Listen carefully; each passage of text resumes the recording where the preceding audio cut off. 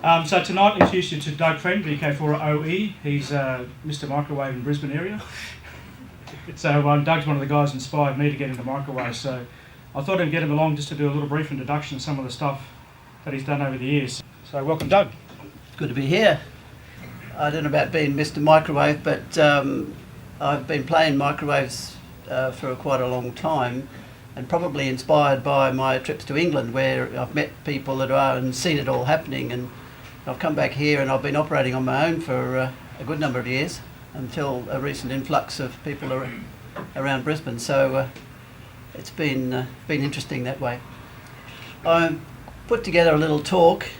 Wasn't quite sure where to go with the talk, but hopefully by the end of it you'll have a bit of an idea of that it isn't really insurmountable. You can actually do things on microwaves with some simple stuff, and if you're fascinated enough you can actually get involved and do some more complex things.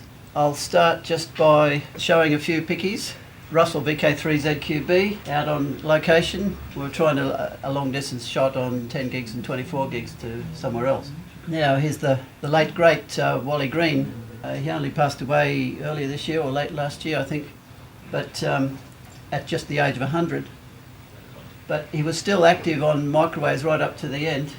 But what I'd like to draw attention to here is this little box on the wall, because in the 1980s he made that in Albany by himself, no significant test equipment around. He made it from parts, from diagrams and things like that, got it going, and was one of the first, was the first person to bridge the Great Australian Bight on microwave frequencies. What an amazing fellow to produce that stuff there. I mean, he mail ordered stuff from all around the world and put it together, but remarkable fellow. Anyway, he's in the annals of history now. Here's yours truly, operating on 1296 megahertz, operating in the UK, and it might have been that very occasion that I was using that antenna, working across to the Netherlands from the UK, not far from the east coast of the UK. One of the things that's happening in the UK is that instead of people just going out portable, which was what they used to do, they're now setting themselves up on microwaves as home stations, and it's a whole different ball game, because you can be on a lot more frequently than just the odd weekends. You can wait around and even point your antenna at someone and just wait for the propagation to happen, because the variations in propagation are equally, if not more, fun than all the variations in propagation you get with HF when you're just different. Were some of you here for the last shootout day? Well, we had a line of dishes just outside the door here. Well, that's the American Northern Lights Radio Society, their gathering of dishes on some sort of activity day, which looks pretty impressive, doesn't it? But I think you'll find most of those are on 10 gigahertz. It's the most common band over there. The question is, what makes these fellas pursue this kind of activity that wives and non-amateur radio people think is crazy? What makes us do this? I mean, you'll have your pet things you'll be interested in, and some of you I know are interested in microwave, but what makes us do this? Any suggestions? Because not many people do it. We do it because not many people do it? Because we're being a bit unique? Yeah. Right, yeah, okay. Because we can. Because we can? Sometimes. All right, anyone else? Because you have to make a lot of your stuff yourself. Yeah. That's getting close to where it comes from. What do you get most satisfaction out of? Getting stuff going. Yeah. Getting stuff going, isn't it? Yeah, and that's really what I want to cover in this talk here. But what makes it tick? What drives it? And it's, once you get a number of people together like that, it really inspires and gets things going well. So it's fun. There is a challenge in there. Does anyone not like a challenge? If it was really easy, would you do it? Maybe some would try it and then go on to something else, wouldn't you?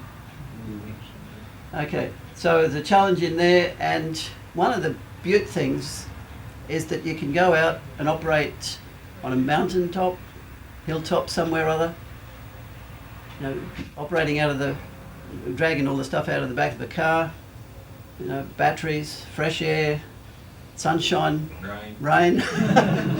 Bloody rain. And that is really special fun. I love every minute of it, and I'm set up with a van now so that I can handle a bit of wet weather. But your trusty president up there keeps complaining that he doesn't put his awning up when it's going to rain. And the huge amount of personal satisfaction you get out of operating and succeeding in these sorts of things. All right, which bands are we talking about? Let's say 1296 is the starting band. Then we just go up and up and up.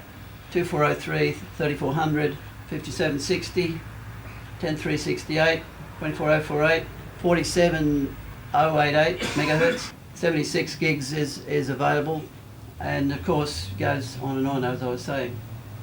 Now I want to draw attention to the fact that holders of standard licenses do have access to these three bands: 1296, 2.4 gigs and 5.7 gigs.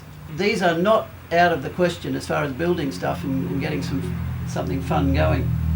So anyone who might be just a little bit interested, you know, give 1296 and 2.4 and 5.7 gigs a go. And there's also plenty of surplus equipment that can be modified for at least 2.4 and 5.7 because they're close to Wi-Fi. And the structure of the rest of this talk here is a bit about building gear or buying it. That's your choice. Some people find it really hard to build stuff, and to some extent you can actually go out and buy some of this material but not all. So what do you need? You need an IF radio. What have we got? Multi-mode. The options are an old FT290R or the trusty old FT817. Terrific little radio for IF on microwaves. And if you can track down the 290R, that's a fairly good one as well, but it's only on 2 metres, whereas the 817 can go, well, all bands, HF to 70 centimetres. I would encourage you to even consider using little radios like this. Consider it, FM only.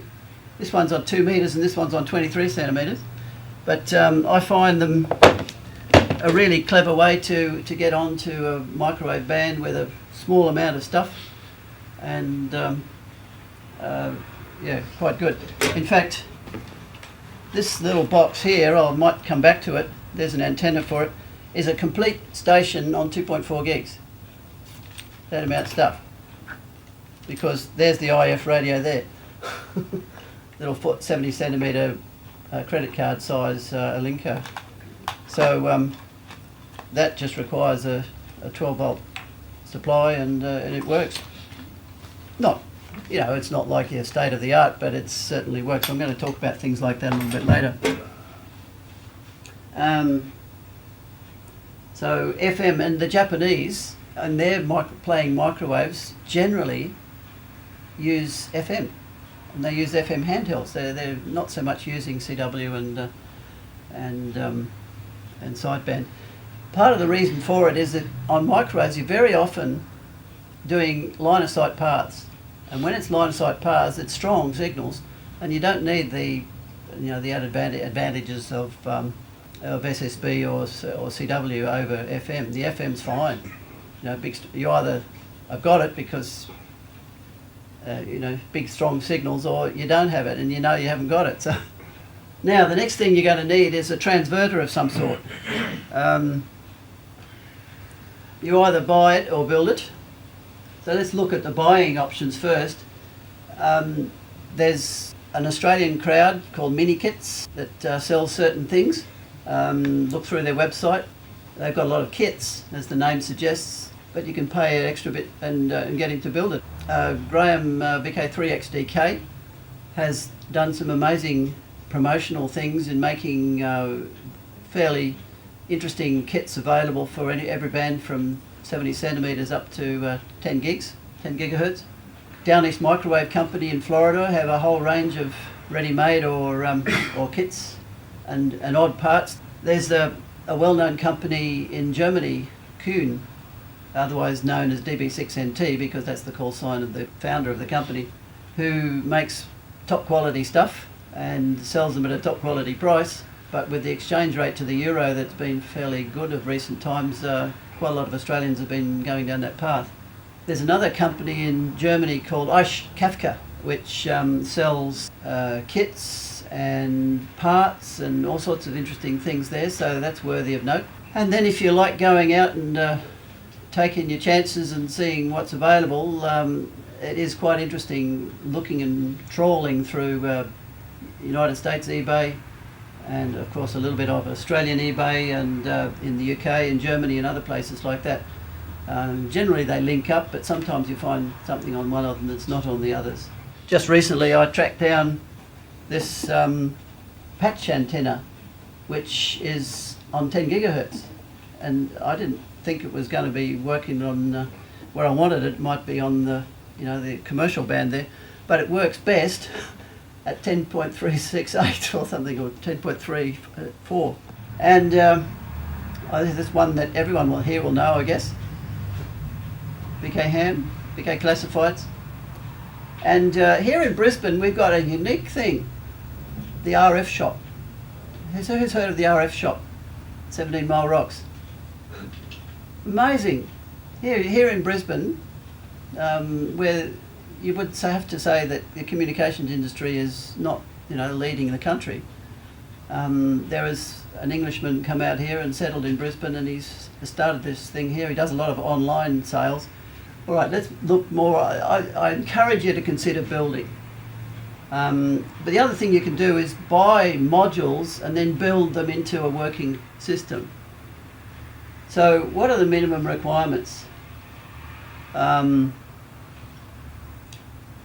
Obviously you've got to know where you're going, have a plan, and some sort of performance to start with, but it's a matter of deciding. Talk to your mates, decide do you want to have something that's only running 10 milliwatts to a small antenna, or do you want to run several watts to a big dish?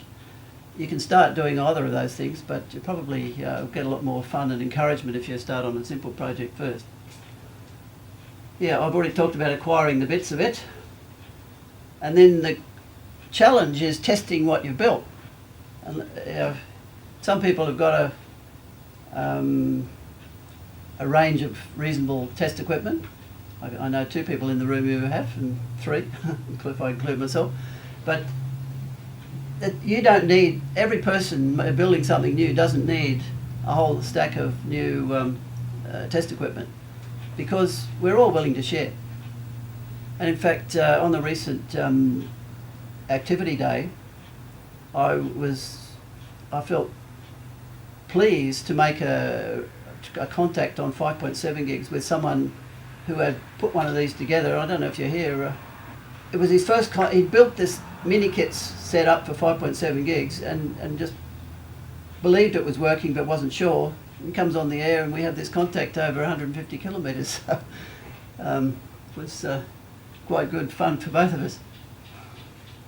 So it's not out of the question, and many of the kits, particularly the Kuhn kits, you can't go wrong. A multimeter is quite adequate for tuning them up because the filters are pretty good. And of course the other thing is going out and using it. That's why we're running numbers of these activity days, and there are contest days too if you want to get involved in that. But go out and use it. It's even more satisfaction. Let's get on with building stuff. You can make it complex, like this looks like. Some of you will be familiar with this old radio. It used to be an IC202. It's got a bulbous thing on the side, and that doesn't have a 2 metre whip anymore. It's got a 10 gigahertz slot antenna on the back of it. But in here, it's basically, as I tune this, it's tuning across 10 gigahertz, and it's fun to use, and I've taken that to the UK and used it many times in the UK. But you'd say it's reasonably complex because there's a whole lot of RF stacked into two layers that are inside air going down into the battery compartment. So yes, you could start with something like that, but the alternative is that you could start with something as simple as this. There's the IF radio, and this is what's called a oscillator brick. Just apply power and it oscillates and comes at quite a stable signal after warm up on about 1900 megs, and it goes straight into a mixer, and they'll hook the IF radio onto here, and a simple filter comes out here, and there's the antenna connection, maybe running 1 or 2 milliwatts on 2.4 gigs FM, and numbers of contacts have been had with that by different people, and it's quite a lot of fun. Still talking about 2.4 gigs, but now a little bit more complex. An old RF oscillator board, and then what does it come out here? A filter and a multiplier, and then more filtering and multiplying and more filtering, coming out on about 2.2 gigahertz. No, more like 2.3, and then that goes into a mixer that's down here. The IF radio, which is a 147 meg IF radio, plugs into here, FM radio, and it hooks in there, and then it detects the RF coming from the radio and changes between receive and transmit, and then there is a receiving amplifier and a transmitting amplifier and changeover relay. A little bit more complex than the first one, but it's running a receiving preamplifier, and it's running about 50 milliwatts on transmit. Now you'd say 50 milliwatts. I've got a 100 watt HF radio or 6 meters radio. 50 milliwatts? Hopeless, isn't it? No. If you go to the top of a hill, a line of sight path, for many years I was using little commercially made little block made by the Mytech company, and its rated frequency is up to 9.6 gigahertz, but I found that it worked quite okay on 10.3, and it runs 50 or 60 milliwatts on 10 gigs, and for a good, I don't know, 5 or 6 years, that was all I was using on 10 gigs, from the likes of Springbrook right up to Mullaney and places like that. So you don't, on microwaves, unless you're trying to push the signals over the line of sight, further than the line of sight, you don't have so many problems. The other thing that, of course, that happens is that dishes have got a lot of gain. The typical, let's say a 2 metre station might have 13 or 14 or 15 dB gain in their antenna, and you get 13 or 14 or 15 dB gain just out of a horn antenna that big. You want to get involved and do these different options of antennas and transmitting amplifiers and receivers and all that stuff. But it can be simple, as I've already been describing. And as I'm emphasising, start simple, and especially when you've got a group of people around you, simple is fun. I'm sure that big group of people with the Northern Lights Amateur Radio Society there, that with all those dishes across the bottom of the screen, they would have all started with something simple. Now there's a complex thing. This was made by G3 PYB, but there is a complete transverter for 47 gigahertz. Now, I'm not encouraging you to try 47 gigahertz to start, but there's quite a lot of RF happening in that box, and the stuff that can't be in the box is sitting out here in the open using a machined dish looking like that. But this is a VK4OE special, the famed strawberry box transverter on 2.4 gigs. It doesn't exist anymore because the parts have been taken and brought into other things. But gathering a few bits together, an oscillator, chain, mixer, filters, power amplifier, gathering them all together and just laying them out in a cardboard box, you can actually optimise the layout of things without drilling any holes. It's just there in the box. And then you can work out what's going to work best and everything like that. Yep, simple is fun. Building a transverter, you've got to start with a local oscillator multiplier chain. Obviously you design what frequency it is and you're going to have an IF radio, because the IF will be either on 144 or 432 or 433 or something like that. There's even commercially made units around the place that operate with a 50 or 53 meg IF. So you could, it's no hard and fast rule as to what frequency you would like the IF radio to be on, but the one that you've got is actually better to use than the one you're planning. Starting about, got to be 20 years ago, maybe more, the well-known English microwaver Sam Jewell G4DDK Delta Delta Kilo produced this design, and there were hundreds and hundreds of them sold around the world, and they work quite well, really. There's a crystal oscillator in there and multiplies to 300 megs to 600 megs there, then nominally 1.3 or 4 gigs there, and then 2 point something gigs down in this near the output stage, all in the one. And that really got homebrew microwave going, because people could buy this as a kit and just go off and use it. Then came along the modifications you could put on with this thing, where it doesn't have a crystal in it. So what you've got to generate is a signal, a clean signal that's going to go into a mixer that will mix with the IF radio that will produce the desired output, or it will receive properly. So getting this signal here is one of the challenges, I'd have to admit that. But if you buy ready-made units up working already, then you don't have terribly many problems. But to make it even easier, at the moment, right at this moment, for the last less than a year, ZL2BKC has been producing these ready-made oscillator boards called the ZL-PLL. Anyone familiar with them? Yeah, quite a few. And if you want a quick local oscillator signal, anywhere between 100 odd megs, 130 odd megs, and 4 point something or other gigahertz, this has got to be the way to go. Work really well. It's very easy to get to learn how to use them.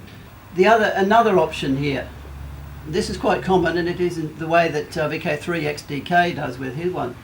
You've actually got a separate mixer for transmit and receive, and the local oscillator feeds signals, half of it into there and half of it into there, and that then leads to separation of the transmit and receive signal paths. Here's the dead simplest one of all, and that's what you're seeing with these things here.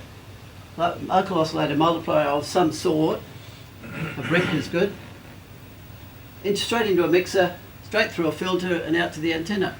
So the antenna can either be a horn, and they're very interesting antennas because their capture area is well defined, and I quite liked using them, in fact, and some of you might have seen the oversized one that I had out here at the last test and tune-up day and the shootout day. Patch antennas. Here's a couple of patch antennas on 3.4 gigs, and this one's on 10 gigs, but there are plenty of patches on the surplus market for 2.4 gigs and 5.7 gigs, because that's where a lot of the data services are doing their things, and they're selling stuff into commercial areas. Excuse me, Doug, those patch antennas, is that what you and Wayne were using that day? Yep. For that contact? He was now Volvo. Yeah, this one still has the current mobile record for 3.4 gigs. Was being used by Wayne, VK4WS, poking out the top of his van from Mount Wolvi, and I was located down in northern VK2, just using patch antennas. So they're not not to be sneezed at. They work quite well. Now here is something I currently use. Instead of having a great big dish, I've now retreated to a smaller dish for 5.7 gigs and 10 gigs. The reason I retreated to a smaller size dish is that it's much easier to point.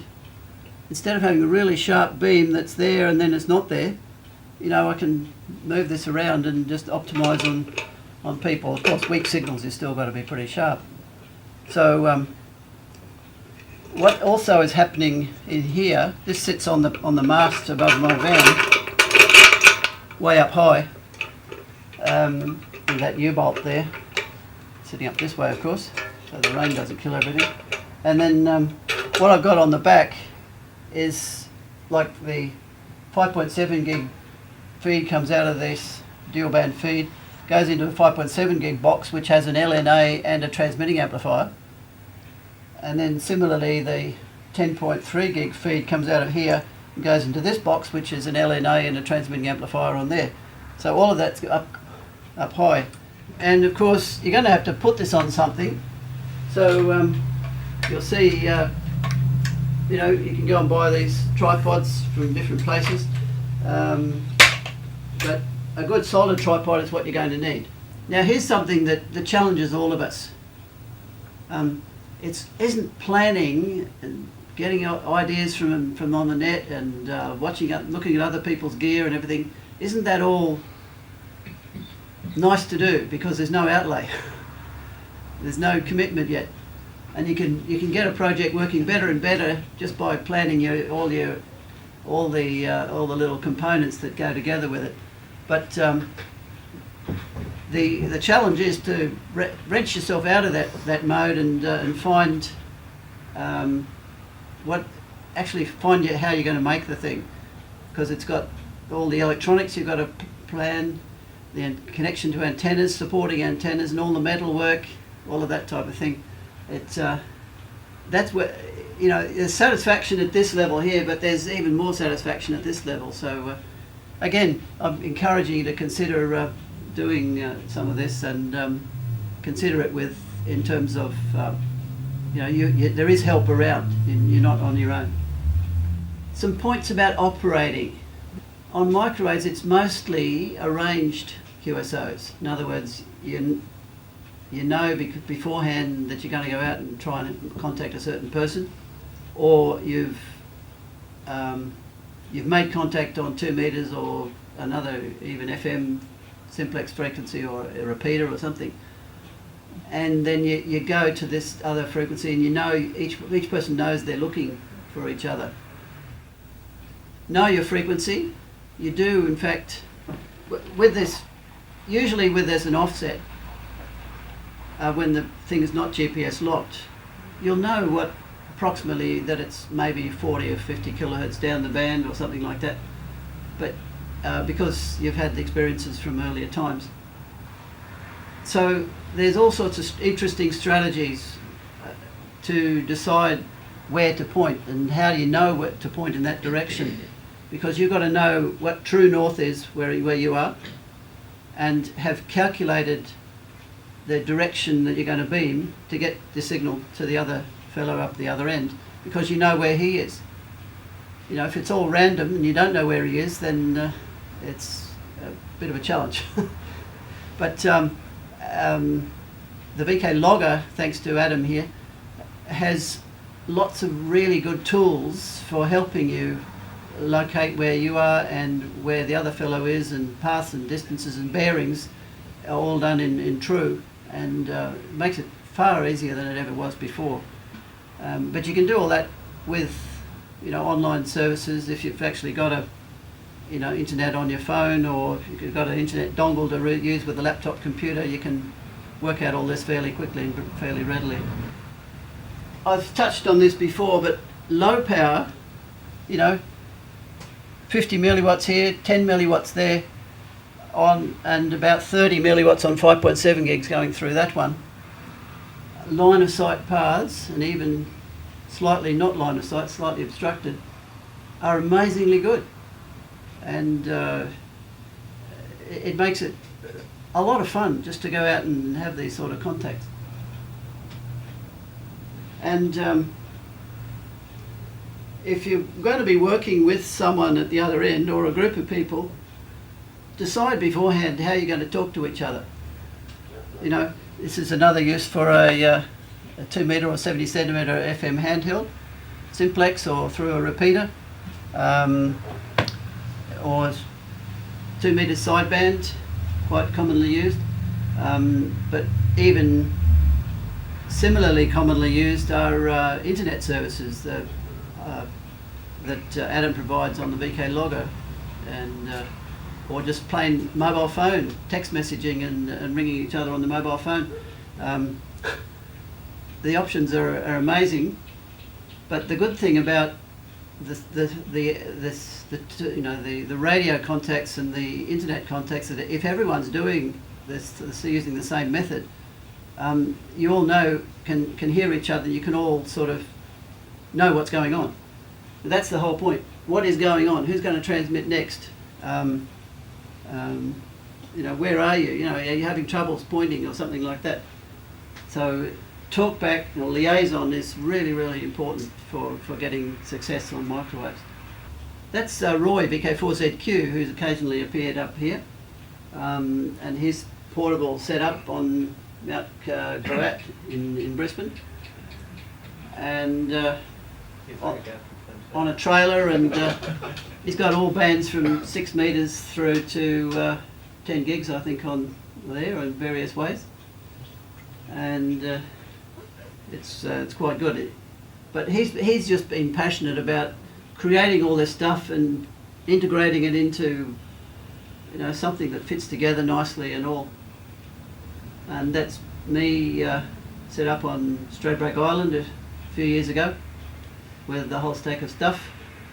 That antenna on the top there is electrically elevatable from the horizontal position. The other thing that makes it really fun, and you could see it in Adam's video, is it's not a kind of over there thing. With the microwaves, if you're becoming part of the equipment, because you're interacting with it and all that stuff, and pointing it in the right direction, it sort of becomes part of you, and it makes the fun even more. And here's a photograph by VK2GOM. I love this photograph because you can just feel you're right there with the microwave gear beaming on 10 gigahertz at a shower of rain. Now, we've just got to get used to the idea. A shower of rain is DX, if there's someone at the other end, of course. Rain scatter is fantastic on 5 gigs and 10 gigs, and it even works on 24 gigs too. Works on 3.4, but 10 gigs is really where it happens.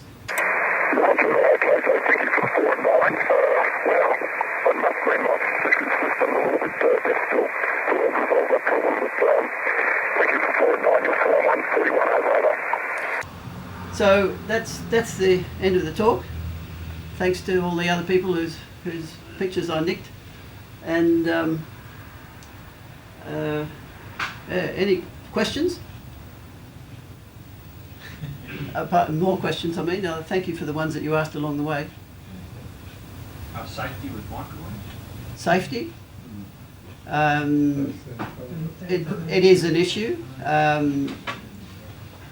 You don't look into, I was just thinking the slot's on this side, but it's not. That's right. No, the slot's only on one side on there. It's not significantly more than other things. I suppose if I was running this thing here and it was, at the moment it's running 80 or 90 milliwatts or something into, I can't remember what it's running. Yeah, something that order. It's coming out this side of the slot antenna. But just as Peter suggested, if it was a dual-sided slot antenna, I wouldn't be standing here, even running that power, just out of respect for the fact, I suppose Kevin might have some medical ideas about that. But the things that we really got to be concerned about are eyes and maybe reproductive organs. And That's right. Have more kids. this would have 20 dB gain or something. So you run 100 milliwatts in here and it's as though there's 10 watts coming out the front. And you know, you wouldn't want to be around on this side of that with 10 watts so focused on any part of your body. But behind it, it's quite all right. And of course, passers by, you respect that and you don't transmit when they're there. Which means, like with that picture of me up here, I really like to have these antennas. This is running 40 or so watts on 2.4 gigs. I like to have it up there because it's out of the way of people. And this is running 40 or so watts on 3.4 gigs. Yeah, get it out of the way. But the low power things, the fun things you start with, well, you don't go looking at it, of course, but you know, the risk is low. An interesting situation, though. Yeah, it's worth always thinking about that. If in doubt, run the EMR calculator from VK3UM. It's quite good. Any other questions? Going once, going twice. All right. Well, thanks very much, Doug, for and don't be a stranger to come to the club. So yeah, feel free to come and inspect the gear. Thanks, guys. Yeah, do come up and have a look and ask questions. Just so you know, it's not terribly expensive. I got this on eBay just recently. It's a 3.3 gig antenna commercial job that I got for about 120 bucks. And that'd be good for about 65 watts and 3.4 gigs. So, but you can just collect that sort of stuff, and it's quite easy modifiable to get that gear, to get that power.